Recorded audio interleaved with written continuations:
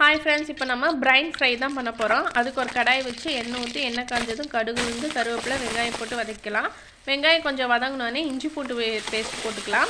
இப்போ இஞ்சி பூண்டு பச்சை வாசனை போகிற அளவுக்கு வதக்கிட்டு அது கூடயே தக்காளி போட்டுக்கலாம். இப்போ தக்காளி வதங்கும் போதே தேவையான அளவு உப்பு சேர்த்துக்கலாம். இப்போ எல்லாத்தையும் ஒன்றா போட்டு நல்லா மிக்ஸ் பண்ணி விட்டுக்கலாம். இப்போ வீட்டில் அரைச்ச குழம்பு மிளகாய்த்தூள் 2 ஸ்பூன், மிளகாய் தூள் 1 ஸ்பூன், மஞ்சத்தூள் கொஞ்சம், அது கூட கரம் மசாலா 1 ஸ்பூன் போட்டு நல்லா மிக்ஸ் பண்ணிக்கலாம். அப்போ தேவையான அளவு தண்ணி ஊற்றிக்கலாம். தண்ணி நல்லா கொதிக்கணும். அந்த கொதிக்கிற ஸ்டேஜ் வரும்போது நம்ம க்ளீன் பண்ணி வச்சுருக்கிற மூளையை பார்த்திங்கன்னா அதில் சேர்த்துடலாம். சேர்த்துட்டு லைட்டாக கிண்டி விட்டுட்டு மூடி வச்சுக்கலாம்.